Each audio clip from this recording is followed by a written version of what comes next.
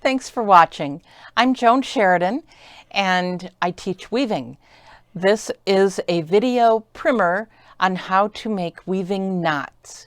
These are the knots that you will use at the warping board and at the loom as you begin weaving.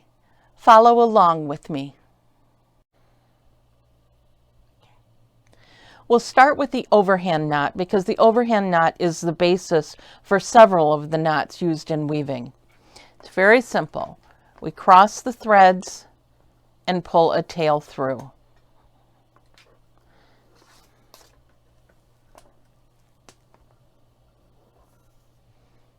An overhand knot.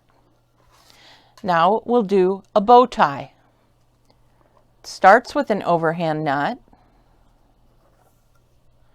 Then we make a loop, wrap the other tail around the loop, pull a loop through the gap, and we have our bow tie. We use the bow tie to tie the crosses when we wind the warp. And we do that because it comes out easily.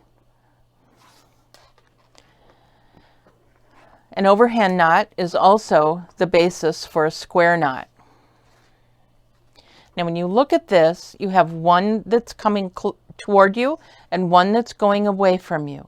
The one that's coming toward you is going over the top of the one that goes away from you. And then you're going to pull a tail through.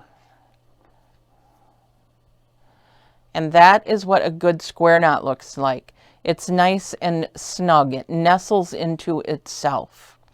I'll do that again.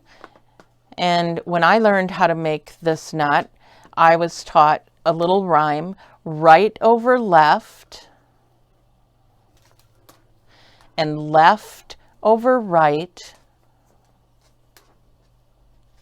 makes a knot neat and tidy and tight. So there's a square knot. When we tie onto the loom, we use a surgeon's knot. And a surgeon's knot is used because it's sturdy in the beginning, and if you have to get it out, it's not so hard to get out as a square knot is. So we start with an overhand knot, cross our threads, pull a tail through, but then we take that tail and we wrap it around and we pull it through again. And then we have the same situation as a square knot. We have one end toward us and one end away. The one that's toward us goes over the top of the one that is away, and we pull a tail through, and there is a surgeon's knot.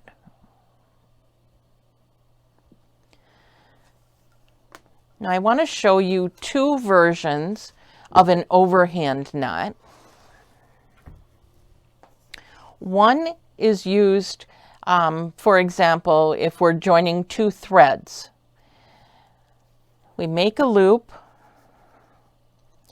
and put the ends through the loop, and that is an overhand knot.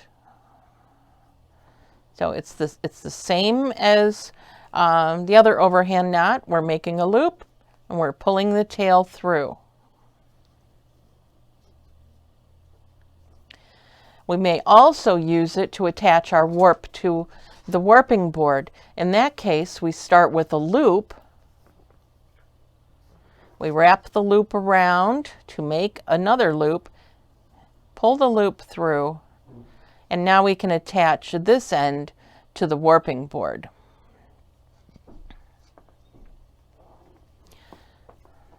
Another knot that we use, and I use a piece of string very similar to this to hold my reed hook. And when I'm slaying my reed, I was always dropping it.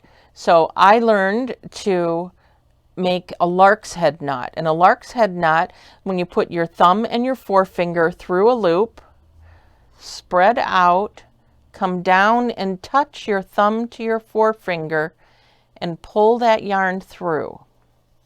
And then you can put it on your wrist, and if you drop it, it doesn't go all the way down to the floor. I'll do that one more time. Put your thumb and your first finger through, spread it out. You can see you kind of make a letter B. Pull through. And it comes out when you take it off of whatever it's going around.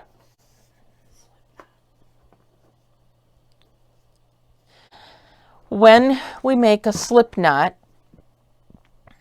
we want to be pulling not the tail through, but we want to pull the long end of the yarn through. So if I make a loop here, come through and grab the long end of the yarn, it will tighten up. And what slips is the long end, not the short end. And I can pull it right out, and it's no knot left. If I do it the wrong direction, when I pull, I'm going to pull my tail through, and I'm left with an overhand knot. So I want to make sure that I'm grabbing the long end. Pull on both sides, the tail and the end that's slipping, to tighten it up. Now when we're chaining a warp, we're going to make this a little bit bigger. Reach through, grab a loop. Reach through, grab a loop. Reach through, grab a loop.